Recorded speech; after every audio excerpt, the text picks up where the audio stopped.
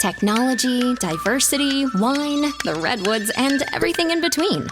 Welcome to the Northern California Bay Area, and one show takes you inside the real estate that makes it all happen. This is By the Bay. Hey everyone, welcome back to another exciting episode of By the Bay. I'm your host, Dan Anchetta, and I wanted to thank you for watching or listening to the podcast and remind you to please like and subscribe on Apple Podcasts, Spotify, YouTube, wherever you find us. And a 5-star rating is awesome. It helps people find the podcast, and I would be very grateful if you would do that. And today I have a really fun episode planned with my production partner and amazing loan officer, Aliya Hanson, who is here. Aliya and I go way, way back. We tell a funny story where, Aliya is my wife's best friend, and she's the fairy godmother to our children and our neighbor, and works in the business, and so we're pretty darn close. And we've been trying to have you on the show for a while because I think it's kind of cool to talk from a loan officer perspective about like what's happening in real estate in the Bay Area, and you cover actually a larger swath of the Bay Area than I do. I kind of centralize in this area and other parts of the state, but you've got like the ringing the Bay. So tell everyone who you are and kind of give a little bit of context for the listeners about your background. Yeah, of course. Thanks so much for having me. I have been in the industry now about 3 years. Actually, kind of a funny story how Dan recruited me. I came from a luxury customer service background, mainly selling wine country weddings for first a 5-star resort and then to a catering company in the Bay Area. And I stopped doing that during the pandemic when events were shutting down. And as Dan mentioned, we are neighbors. So I was walking a lot at like 7 a.m. because I had nothing else to do. That's right. And Dan would have to drive by my house to get to work. Yeah, everything was shut down, but I was still coming to the office because we had small, our middle daughter was small. And so Bab, our dog, and I would get in the car and drive to the office, and it was just me and him. And so I'd see you walking, and I think I pulled over one day and I was like, what are you doing today?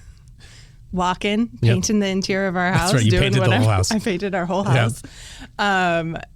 And you kept being like, just come shadow me. Come sit in the office. We'll have lunch.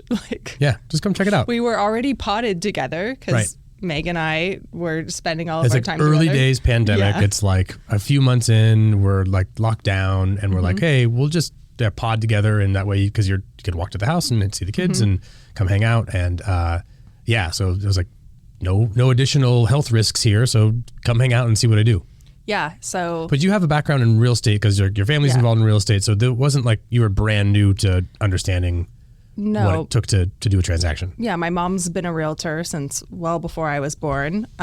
My sister is a realtor in Klamath Falls, Oregon. My dad's a real estate attorney, so this was not new to me, the whole world of real estate. And so it was a really natural transition. I think I came and sat in your office for like 3 days, and then I just never left. Yeah, like literally. I had to officially hire you at a certain point and like do the background check and all the other stuff because we work for a bank. And then you were just kind of always here. And we just... Can't kick me now. The cool thing is that you learned so much so fast in that time period. You saw so many transactions, so many different like types of deals, different types of borrowers, different types of relationships, and your accelerated path was pretty cool, right? It was honestly such a gift to come in at that time, and I think like a few months in, I moved into. I was sitting in my own office and taking my own calls, and then. It was just learning so much from other loan officers, and I moved into your office. Right, bought a small desk that fit in the corner. And just like, it was such an accelerated process. I feel like in my first year, I saw as many deals as most loan officers see in their first like 3 to 5 years. Yeah, exactly. No, it's totally true. And you were, I totally handed stuff over to you and was like, hey, figure it out. Ask me questions. You're listening to all the conversations, and you learned all the different types of files and different like kind of tricks that we use and different ways that we position our borrowers and how those conversations sound with borrowers and real estate partners and so on. And so like your business now, because you moved out of the office and you're running your own desk, and we have an assistant that we share now. So you've kind of went from being the assistant to having an assistant, and now you're teaching Colby how to do things. And shout out Colby, who's in the office doing work while we're doing this. Absolutely. So how has that evolution gone for you? And like, how does it feel to go from like brand new, learning a ton, and now you're like someone else's mentor, right? Yeah, it's been cool. I think, like I told you when we decided to partner up on things and I was assisting you, I had never been someone's assistant before. So like that was its own learning curve in itself for me of like learning how to do this role and also learning how to support someone. And it's also made it great to bring on an assistant and teach them into this role. I was actually just having this conversation with Colby yesterday, like you and I can tell him the right thing, but him learning it himself, he's going to remember the right thing. He's got to make some mistakes. Yeah, like exactly. People have to mess up and fall on their face a few times, and they're like, I don't ever want to feel that way again. Yeah, and I remember you doing that with me. Like you knew the answer, Totally. but you let me spin my wheels for like 6 hours and get to the answer. And like those are the ones that I remember the most, and like am so grateful for that experience because it made me a better loan officer in the end. And it's cool when you're in that position as like the mentor where you can go like, I could just tell you the answer. I mean, I know the answer, but it's better for me to like drop some breadcrumbs as some hints and then let you find the path, because we do also want you to create your own unique style, right? Like, and everyone's a little bit different, and you're not exactly like me. You do a lot of stuff that I do, but you have your own unique perspective and your own life experience that leads you to be like how you are with your clients and your partners. So kind of talk about how you like have created your business, because I think that, you know, the listener is a mix of people who are trying to buy houses and then also real estate professionals. And I think that you've done such an exceptional job at learning from all these different people and then creating your own style that then caters to your demographic of borrowers and clients that you tend to gravitate towards. And then they refer you other people. Then it kind of is this growing web of people that are all, I mean, obviously a range of different people, but similar in certain ways, right? So kind of how have you gone about intentionally creating your business? Yeah, I think it's, you know, really similar to how I created my career in the wedding industry. You know, you start at the bottom and you work your way up and you learn a lot along the way. And you don't only learn a lot about what you do, but the type of client that you work with and who meshes well. And in the wedding industry, I used to tell people all the time, there's so much talent in this industry. Like, people are really good at their job, but you're going to be working with this person for the next year, 18 months or so. So enjoy them. And that's how I've really created my sphere, is like my first intake call is probably a lot longer than a lot of loan officers. I like to get to know the people, make sure we're the right fit. Right. And, you know, I love the education part of it. Right. Like, you've also said like, I'm not for everyone. Like I've heard you say that. And that's great self-awareness to know, like, you might have this long intake call and at the end of it go, I'm probably never going to talk to that person again. We just didn't jive. And that's okay. Like, there's lots of great people out there that they should work with someone that makes them feel good and educates them and like communicates with them in the way that they need. Right. So, so you've done this before in your prior career. How is it similar or different, like in your experience as you're growing now? Because you've really been on an accelerated path, right? So like you're learning by doing, and you're taking it all on very, very quickly. How has that experience been thus far? it's been great. I mean, I'm very much a believer of we're in the relationship business and we happen to do loans. Like, that's what we do. We're making relationships here and we're making connections. It's really cool when I get people who like how I do things and want to learn the way I like to teach, because I wish I had that when I bought my first home. Like, I wish I had the guidance into, I could have invested into something very different way earlier than I did before you were in the industry, was when I started exploring that. And so I love being an expert in my craft and being able to arm people with the tools that they have to make an educated decision. Like, that's my biggest thing. Like, you can call anyone and they'll quote you a rate and give you a max purchase price. And that's what a lot of people do. But I like to teach people about it. I want people to know, like, here are all your options, because that's like what my family did. Right. They kind of just built their way through real estate, and it's been really cool to watch. And it's a big risky thing to do sometimes, but like I've seen it pay off in the end, and it's really cool. And so I love to arm people with that. All right. So firsthand, right? And you can get as personal as you care to, but firsthand how it is to have wealth being generated through investing in real estate, making hard decisions to make that a priority, and going about like a logical process to say, like, I could spend money on lots of things. My choice is to do this. And the reason is it's going to appreciate over time. It's a cash flow generator, all these other things. So being that you have that in your background, it seems like maybe that's an opportunity for you to use a personal experience to educate borrowers with, like, through, not like I read this in a book somewhere, or I know someone who did this, but like, this is how your part of your family has done. I mean, and you can even tell, like, about Julia and her exploits up in Klamath and what she's doing up there. Like, it's really fascinating. There's so many different ways to make money in real estate. And it seems like your family has done a lot of them, right? Yeah. So when my dad immigrated here when he was 4 years old, they moved to a chicken ranch in Pengrove, and my dad is now a real estate attorney.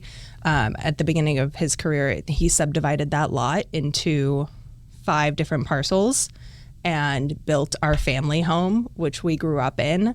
Actually, before that, he built a little 2-3 bedroom home where him and my mom brought my sister home, and then they built our big family home. And then when my now husband and I were looking at starting to save for our first property, my parents let us build a granny unit on that property. So we were able to live under market and live on our family property, which was so cool. At that time they had moved.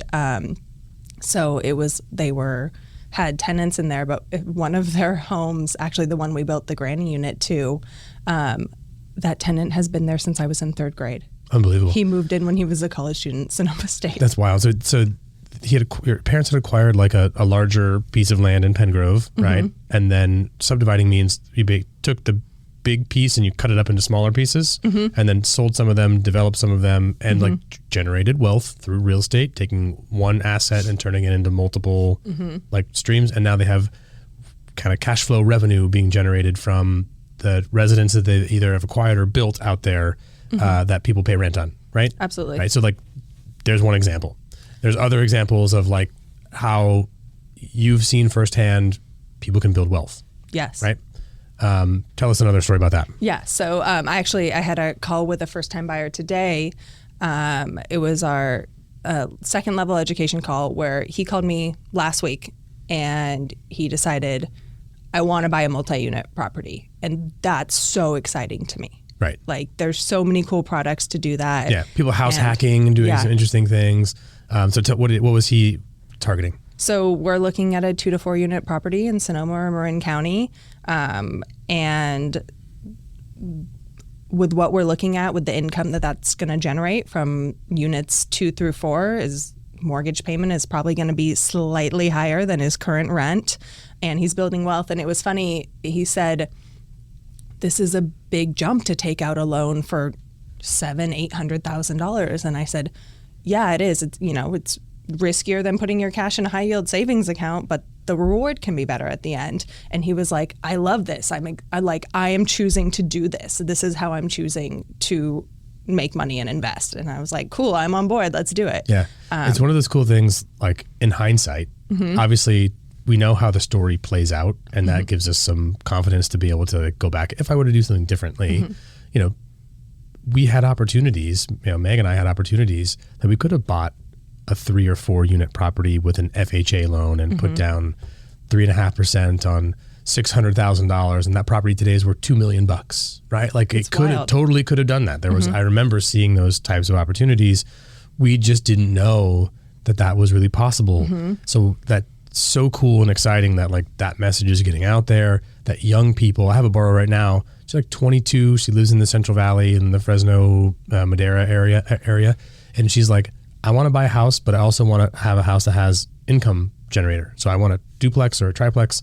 And she's a W-2 employee. She makes good money, but it's not like she's making $500,000, $600,000 a year. She's not crazy rich, right? She's not wealthy. She's starting that process, but she understands the power of other people's money investing in your asset, like creating an opportunity for someone to be a renter. She's like, I want to buy this house. I'm going to convert this to be a granny unit and like do all these other things. And I'm like, good, do it. Like you're 22. What's the worst that can happen? That's the time. Right? Like what's the worst that can happen? We play worst case scenario all the time in my house. So she's going to do it and she's out shopping right now. And I'm like, good. Like that is so awesome that like she's thinking about. I wish I would have. I did a lot of things right, like in my 20s and stuff. One thing I like, if I can go back in time, I would have been a little bit more aggressive and taken more risks in this regard, because what's the worst that can happen? Yeah. Right? The project doesn't work. You have to rework it. You have to like subsidize the rent. I don't know. Like worst case, you get foreclosed on. Like, okay. That's like, that would stink, but hey, it happens. But you took the risk and you did it. And the likelihood that happens is a lot less than it working out pretty well for you or even great for you. Right? Anyway. Yeah, we played that game a lot when we were buying our home in West Petaluma. My husband was like, you know, I grew up in the real estate family. I'm the one that has the confidence and the experience here. And he was so nervous to take that jump. And I was like, okay, worst case scenario here. We have to sell a property that's at the time worth $750,000 in West Petaluma and move into a 1-bedroom apartment. Not a bad scenario. Yeah, like we're in the same situation now, being in a 2-bedroom apartment than we would be then, but we would have an asset. Like, so what? And you could take the shot and see what happens. Yeah. So I think that's been really fun. Like the other thing that has been really fun for me is the move-up buyer being like, do you know that you could rent out your exiting residence and that could cash flow? Do you want to be a real estate investor? Do you want to be an immediate landlord? Because that's a really cool thing. Now they have the equity to move into the next property. And it's just like, they hadn't even thought that that was an option for them. And it's like, okay, well, if you want to, I'll hold your hand and walk you through that. 100%. And I think that's going to be more prevalent, especially as people who might have bought a few years ago, they have these crazy low interest rates and their taxes are low. And like, it makes a lot of sense if you have the desire or skill set to be a landlord and manage a property. And if not, be smart enough to farm that out to someone else who can manage it for you and just, collect mailbox money. That's not a bad situation. That idea of kind of goes back to the house hacking thing, which is house hacking is a general term for doing things in a creative way to build wealth in real estate, right? So, I've seen people buy that single family residence. They live in it for a little while. They build up some equity. Meanwhile, they're still saving. They might rent out a couple of bedrooms in there, depending on their life. Like they're like doing interesting things, and they parlay that into the next property. And they kind of do a series of events where they're buying properties, living in some, investing in others, doing some things that are creative. Multi-unit, owner-occupied properties is a great idea. Something with a granny unit, something with an ADU, that sort of thing. I think that's a really exciting path for people. I think you can do it anywhere in the country. And I really feel like it's just a matter of finding a loan officer and a realtor that can like help you understand what that process looks like and like give you the confidence to go like, this is how it will work. This is the rent that you can expect. I had a borrower recently who bought the single family with the accessory dwelling unit and moved into the ADU and rented out the big house. And they're like, I don't need all this space right now. There will be a time that I move into the big house and rent out the ADU. But for now, why wouldn't I collect $4,000 in rent from the big house? Yeah. Like, I don't need that space. I need the studio. Like so smart. So I think that that's a big differentiator that you're bringing to the market is like that knowledge and expertise to say, there's a lot of different ways that we can do this. Here are some things I've personally done. Here are some things my family has done. Here are some things I've seen done. And like, let's talk about how that could apply to you. Yeah. And that's the biggest departure between this industry and my last industry. My last industry was like it was luxury customer service and it was uber luxury. And so the rule there was always friendly, but not familiar. But in this industry, people want to know your history. 100%. They want to know what you've done. They want to know what you've seen. Yep. And that's how you draw your experience, especially like this is a big scary thing you're doing. It's one of the biggest investments, and you're going to do this once, twice, maybe 3 times in your life. And we do it 3 times a week. Right. And so, but it's cool because know. like you can go and say from personal experience, I know the kitchen isn't what you want it to be. Right? Yeah. Right? But here's my experience of what we've done. Yes. And you can do that too.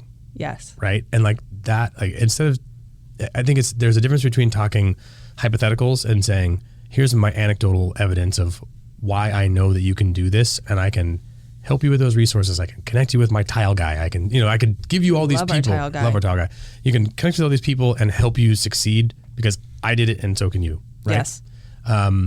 So it is interesting. So familiar, what was the thing? Friendly but not familiar. Friendly but not familiar. And that's not what we do.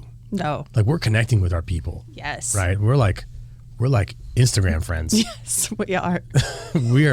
we are cards on your birthday people. Yes. Right? That is like that connectivity that we're looking for. I had one borrower who was making an offer around the corner, and she was like, from where I live, and she was like, I don't know, it's like so dated. And I was like, well, stop by after you go to the house tour. I'm literally a block away, and my kitchen was purple when I bought my house. Like, we've done some work. Yeah, come check it out. Yeah, similar like when we live up the street. It's like we just did a full renovation on our house that was built in the 60s. Like, come by, check it out. We'll show you what it looks like. Here's what the potential is. What do you think? So your customers now, I mean, you do a lot of Sonoma County, you're doing Marin, you're San Francisco, you're East Bay, you're kind of all over the place. What's the general attitude right now for your first-time buyers? I think there's a group of them that are excited about the opportunity, about the products we have right now that can help them with the affordability and all the things that come in this side of the market. I think that there is a group of them that have been, shopping for a year, 18 months, that are kicking themselves for not buying then. But what are you going to do? So we're, plugging ahead and getting them into something, hopefully, within the next quarter or so. And then I have had a few that are just deciding to wait. I have one couple right now who they don't want to buy the starter home. They want the forever home, and they want to save to get there. Straight to the forever home. Straight to the forever home. That's an interesting strategy. I mean, I've seen it work, but also you have to be very patient, and you're going to have to just kind of deal with the ebbs and flows of the market, and you might not be able to time it perfectly. And in general, it's hard to time the market. So hard. It's like my advice has been, if it feels good, like if we can afford this monthly payment and it feels fine for us, let's jump. Like, go for it. There's nothing stopping you. Again, worst case scenario. It doesn't feel right. You either move out and rent it out, or you sell the home. Like, those are the things that happen. But if this feels manageable today, then let's do it. I think there's also like, make an offer where you're comfortable. You might not win, but maybe you do. Like if the house is only worth $800,000 to you, write it. If it's worth 1.6 to somebody else of the same house, let them write that. Fine. Like, there's no problem. Like, just write what you think it's worth to you, what you're comfortable with in terms of total cash out of pocket and monthly payment. And if you win it, that's great. And if you don't, okay. And I think that we've personally done that of like, this is what this home is worth to us, so let's write the offer. And in that situation, when we didn't get the house, we felt fine to walk away. Someone else was willing to pay well over what we were willing to pay. Sure. Fine. Right. Like, we didn't win that deal. It wasn't like, that wasn't the right spot for us because it didn't work for us. The only transactions I've ever regret, like we've made offers on stuff, is where we lose by like $2,000 or $3,000 or $4,000 or $5,000. Yes. And I'm like, it was worth it that to me. And I had to have that, like, I had to have that experience to not get the property, to come to the conclusions, like, let's not try to save $10, right? Like, let's offer the number that it's actually worth it to. And like the exercise that we would do is like, Okay, is it worth it to you at this price with this payment? Yes. Okay, how about this price that's $25,000 more with this payment? Still yes. How about here? It's like, no. Once we hit, this is for whatever reason, this threshold, once we cross this number, it's not worth it to me because I have alternatives that I could do with the money. I could, do other things. And it's like, okay, well then there's our number. Now we know, let's go right below that and offer that. Now, if that means that we offered way above everybody else, okay, but this is what the house is worth to us. And most likely it's going to be very similar to what someone else is worth to someone else. It's very rare that, you're offering 600 and everyone else is offering 300. Like that doesn't happen that often. You're going to be really within a certain range, but people need to make offers that they're comfortable with. And like having the tools, again, speaking to that, how you've been through this, you've done that before, as have I, where we can talk to the clients and say, here's our experience. Here's how it's worked for me. And let me show you side by side that progression of prices and payments so that you can find out where that sweet spot is for you and then offer there. Yeah, because we've both kicked ourselves before over 10 grand. And, looking back, we're like, what were we thinking? I know. I still the worst. Yeah. But, it's a good experience. You learn from it. And I think it's it made me a better loan officer, a better loan professional to be able to take those experiences and say, hey, I bought with an FHA loan. I refinanced. I've remodeled. I've taken cash out. I've used the equity from one house to buy another. I've totally renovated another house. I've done all these. Like the one thing I haven't done is sell a house. Yeah. Right? I've never sold a house. Because the rule is buy and hold. Buy and hold. Right. So where do you think, kind of wrapping up, like where do you think this market is going? Do you have any insight into what the temperature is with your buyers and where they're thinking things are going? And how are you kind of preparing them for what you think happens next? I think it's getting busier. Like I was on the phone with one of my realtor partners this morning and we have a lot more inventory coming, and people have kind of been pent up inventory because it's been raining. It's been hard to get inspections out there. Sure. It's been super rainy. So people have just been waiting for sunny days to take pictures but it's not enough inventory to influx what we need for absorb the demand. To go back to 2019 when the market was super level. Right. So we're super hot market again. It dipped there for maybe a second and now it's just back stronger than ever. My concern for the people that I have shopping right now is prices are going to continue to go up. And that's something we have to address when we get there. But yeah, I think that everyone that we have out there shopping right now is kind of ready to pounce because they see how competitive it is right now. Yeah, I think the last few offers that we've had go out, we had one offer that only had 3, us plus 2 other competitors. We had one that was just us and one other. That was cool. Those are on the low side, obviously. And then we had one recently that had 26 offers. Yes. It's my goodness, we're back to that. Everything that I've had in Petaluma has been 5 to 10 offers. Right. But in the East Bay, it's 2. I work a lot in the East Bay. 2 of my main realtor partners are there. And I just did one where we went in almost $500K over asking and we were not near the top. That's wild. It's so wild out there right now. Oh, $500,000. Yes. Okay. Yeah. Oh, Bay Area. Yeah, exactly. Yeah, it just speaks to the demand for housing, the lack of inventory, needing more construction to happen, creative things, creating other opportunities to absorb some of the housing demand, like building accessory dwelling units and kind of maximizing properties so that you can absorb the kind of total number of people who are looking for residences and find alternatives for them. But bottom line is people want to be here. Right, Yeah. It's a highly desirable place it's a place to live and work and raise families and whatever else. And it's just the reality that it's expensive and it's going to cost some money. But having that strategy behind you to say, here's how you can make this more affordable. Here's the plan to long term make this make sense for your finances, but also thinking about your personal finances, what life changes are coming in your life. We have those conversations. Here's all the where time. you are today. That's fine. This is a 30-year commitment. What does your family mix look like 5 years from now? Are both people still working? Is one person not? Is somebody retiring? Is somebody becoming a stay-at-home parent? Like, what's happening in your life looking forward, and how does this become affordable then? So, like, I think that's another thing that makes leading you to this, but I know that you have that conversation all the time. I think as a different approach that most people don't get when they're looking to buy a house, that you're not trying to convince them not to, but you're kind of bringing up to them, like, here's all the things that you need to think about. This is not just get pre-approved by a house. We have to think just overall, like, globally, long-term, how does this decision impact everything else in your life? Right? Again, because you have that experience, because you've been there and you've done it. Yes. Right. Yeah. And that's a conversation. It's funny. I tend to have a lot of those buyers who are young and just getting married and thinking about starting a family. And that's a lot of my clients.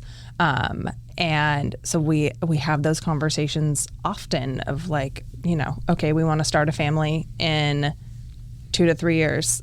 Great. We're going to pre-approve you on both incomes right now, but will one of your incomes fluctuate? Let's look at what debt to income ratio that is now, knowing that there'll probably be raises and, job changes and all that. But like, let's look at how that's going to feel for you when you get to that point, so you don't get there and you're like, oh no, what now? Well, I agreed. And it's not nice to saying, hey, we're trying to discourage you from doing things. It's more so like, I want to make sure that you have options then.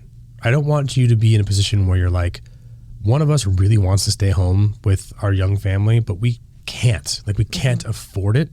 Like, that's not a place I want to put people. I want to put them in a place where they have the luxury of having the option to make a choice, right? Instead of not having a choice and just saying, well, I can't do, there's no other way besides this, right? Yeah. I think just like having that conversation is a huge deal when it comes to going from being a person who can make you a loan to being an advisor who's really looking out for the long-term, viability of their clients and their success in the future. Right? One of the questions I always ask is, okay, here's what we can approve you for. What feels comfortable though? What are you paying in rent right now? And how much more are we willing to go over that? Because there's a big difference in what feels good and what we can approve you for. Like those numbers are very different numbers. Yeah. So, and a lot of times if it's two co-borrowers, they look at each other and say, I don't know. We haven't had that conversation. Right. It's like, we don't have a budget. We don't know. Right. Let's start that so that, in 3, 4, 6 weeks, whenever we're making our offer, you guys are making an educated, sound decision for not only today, but into the future. But you're able to facilitate that conversation with your experience to be able to say, hey, you don't have to have the answers right now. I just want to bring up these ideas and topics for you so that you can go home, have a conversation about it. We can collect our thoughts, and then I can position you in a way to show you what that means in terms of your buying power and monthly payments and so on. So that's the game. What else should people know about the market, and what else is happening with Bay Area real estate? I think just, being prepared and being educated on your options. If like you came into the market thinking you're making that like standard family home purchase and that hasn't netted out, okay, like how can we adjust that? Like have those conversations. I think just having just a broader range of what you're looking at is always nice. And maybe you come back to that original decision of we're going to do that 20% down single family home, like your, standard vanilla thing. But if we've been looking for that and it's just not feeling right, like there's so many other options and people should know about them and know how to make those moves. And, I think the biggest thing that we do is just really prepare our buyers so when they're out there shopping, they don't have to worry about like what's, back in their loan here. Oh, did I get that piece of paper? Like, we're going to let you know, like, okay, you're fully pre-approved. Go do the shopping. Like, this is the fun part. Go out there and see what you want to see. But yeah, it's just so competitive right now. So it's so important to have that all done on the back end. Being prepared, having the right team behind you to position you, to make sure that you're not missing opportunities, and then being able to go fast. Yeah, right? Move fast. Cool. You like to move fast. I do. Yeah. I'm notoriously trying to push things to try to make it go just a day faster. Sometimes it makes a big difference. It sure does. Anyway, I just want to say do a fantastic job. I'm really super proud of you for see how your career has really taken off. And I appreciate being on the podcast. We've been trying to get you on for a while, but you're so busy helping all these people buy houses. It's really tough. And I just think that you do a really fantastic job. So wanted to share that information and to have people understand that not all loan officers are created equal, that you should have an amazing experience with your team, and to find someone who's really going to advocate for you, educate you, and put you in a position to be successful in the long term. So thanks for being on the show. Thanks for being awesome and for taking care of your buyers and doing such a good job.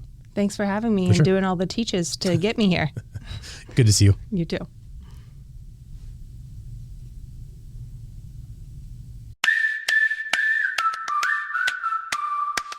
Stay up to date with Bay Area real estate.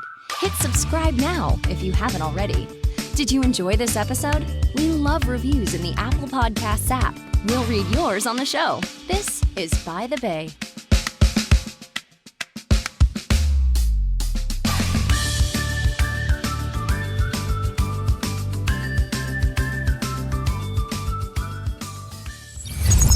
London Ear Media. She looked first. Who looked first? Aliya. Good. What? I have this terrible habit at the end of